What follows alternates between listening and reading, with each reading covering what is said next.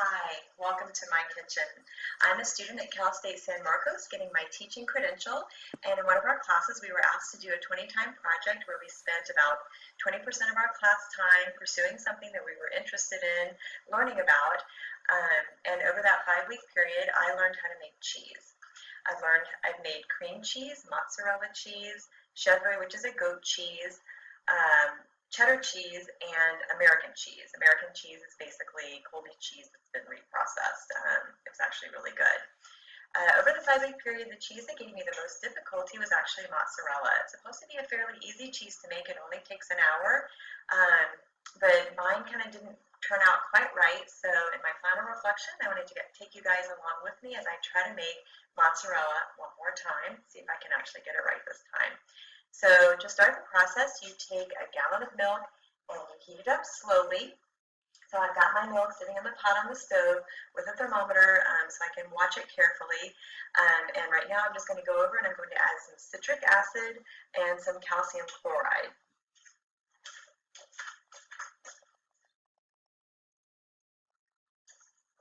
Okay, so right now it's at about 58 degrees, and so while we wait for it to heat up, I wanted to talk through some of the questions and the thought process that I went through when I was trying to decide what my project was going to be. So I was trying to decide between making cheese and learning how to do yoga.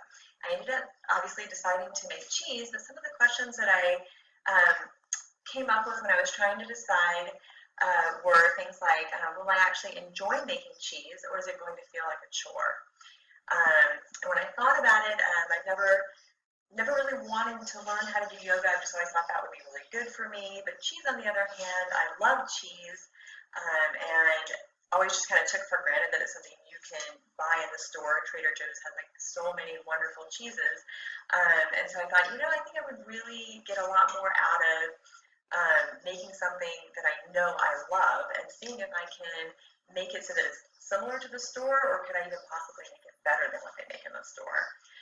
So that's one of the reasons why I picked cheese. Another one of the questions was, will I want to share my experiences with others? And the answer has definitely been yes. Over this 5-week period, I'm probably more of a talker than a writer, but so I have blogged about making cheese, but more than anything, I've talked to other people about making cheese, and that's actually been very enjoyable. My third question was, how long does the cheese making process take? Is it actually a reasonable endeavor for one semester? And the answer there is yes and no. Most of the cheeses that I made were very fast, soft cheeses, and didn't require aging. So I was actually able to make it and taste it. I enjoyed it, my family enjoyed it, but the one cheese that I'm still waiting to actually eat is my cheddar cheese. And it's actually still sitting in the refrigerator aging. Here it is, and it's been aging for about a week. I can't wait to try it. Along the way, as I was making it, I was like tasting little bits of it as I was going through the cheddaring process, and it really tastes amazing. But I'm supposed to actually let it age for about at least a month, maybe up to 3 months. So I'm trying to be patient and let it continue to age. The danger here is that it's possible that if things don't go right under this wax, that it may not be good at the end of the aging process. So fingers crossed.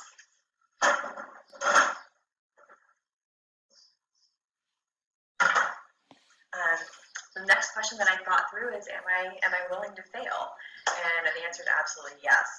So I felt like I was pretty successful in most of my cheese making endeavors, except for the mozzarella, which I want to try again.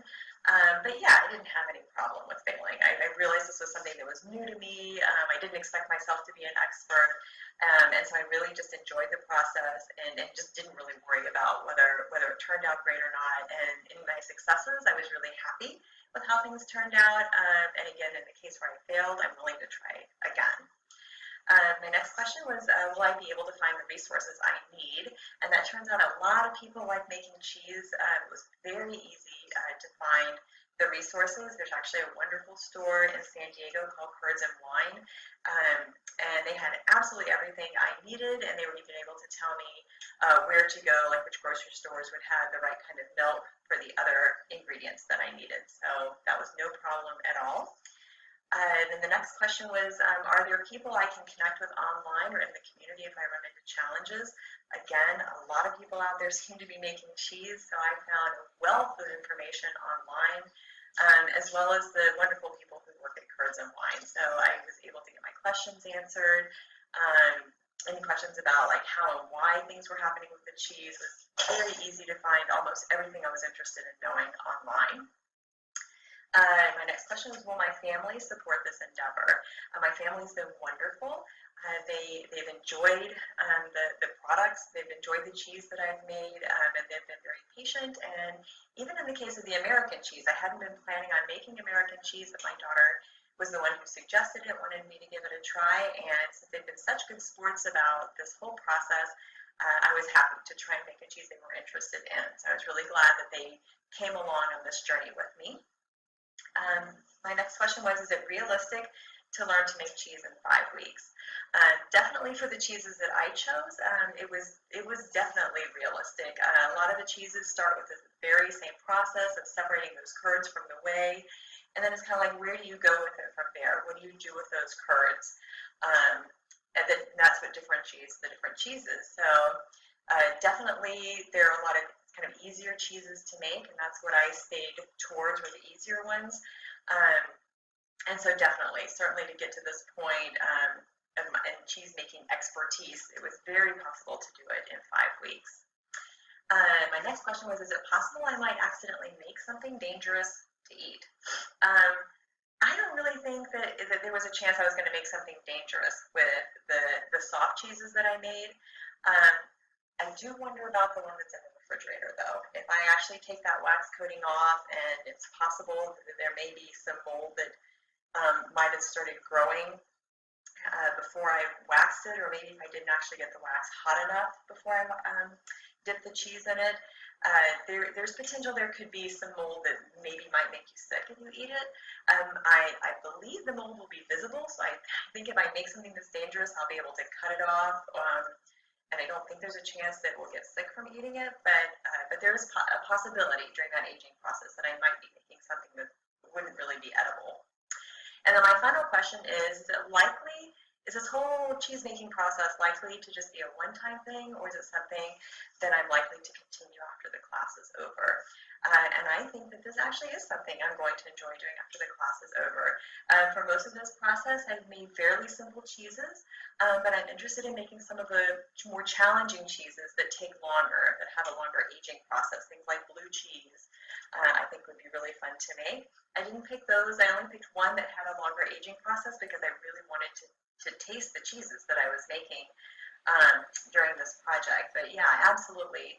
And also with my cheddar cheese, I ended up just doing like a homemade press where I just had the cheese mold and I was putting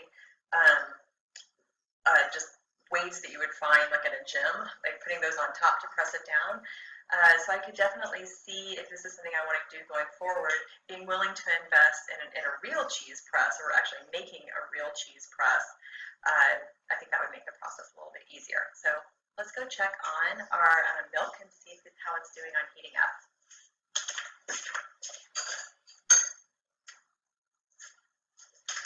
So our milk is at 70 degrees right now. We're trying to get to 88 degrees, so that's going to take just a little while. So I'm going to pause so you don't have to go on the entire journey with me and wait while I stir and watch it heat up, and I'll be back.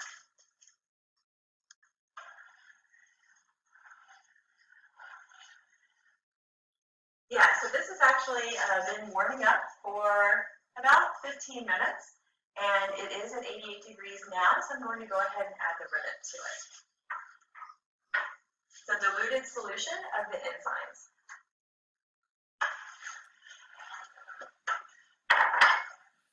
And now I'm going to continue heating it and stirring it to get it up to 105 degrees. So I just checked, it's almost to 100 degrees, and the curds are definitely starting to separate from the whey. The whey is kind of this yellowish, greenish, watery liquid, and then the curds almost look like a soft, almost like a cottage cheesy type look. Once you get to 105 degrees, I will be taking it off the heat and covering it and just leaving it to sit for 20 minutes.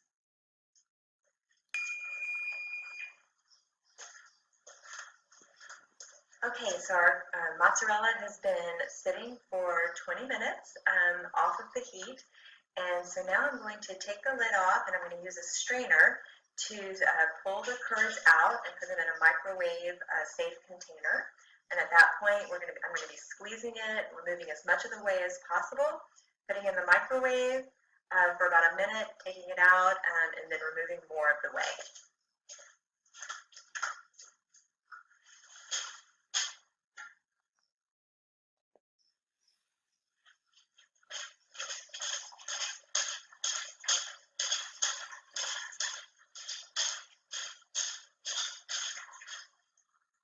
So at this point, it just looks like a kind of mushy cottage cheese mixture, and the whey that's draining off is like that greenish yellowy liquid. Okay, so there's still quite a bit of whey in here. So what I'm going to do is I'm going to squeeze this as much as I can with a spoon so I can pour off the whey before I put it in the microwave. Okay, so I've removed as much of the whey as I possibly can at this point, so I'm going to put it in the microwave for a minute.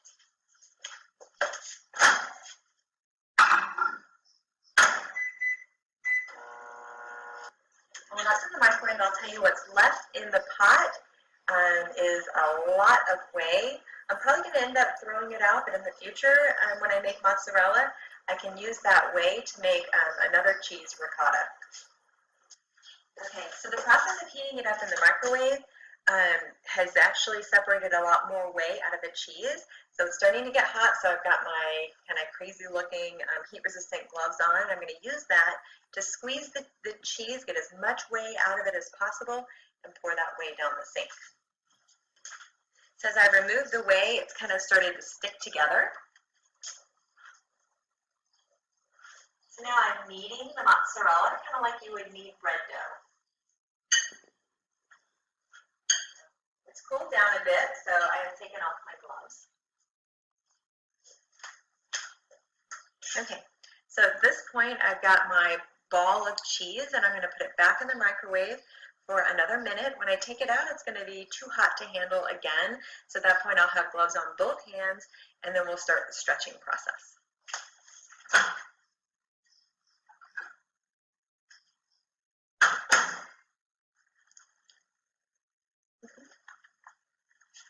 And it starts to take on that shiny texture. I can really feel how hot it is through my gloves, though.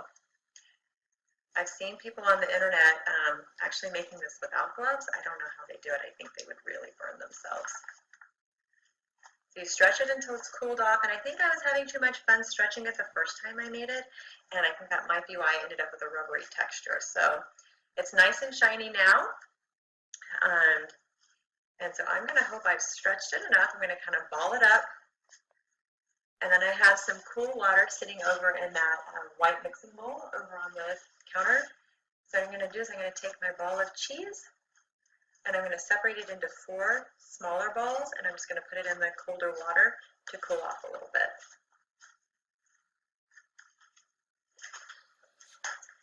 So the first time I made it, I definitely stretched it a lot more than I have this time. So I'm hoping that this is going to be the secret to having a better texture on my mozzarella cheese.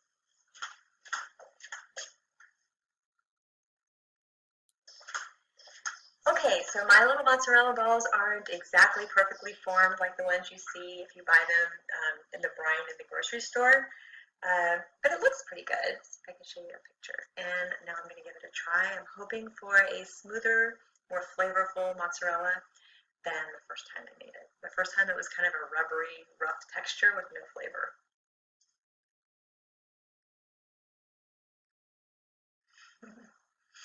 Okay, yeah, this is awesome.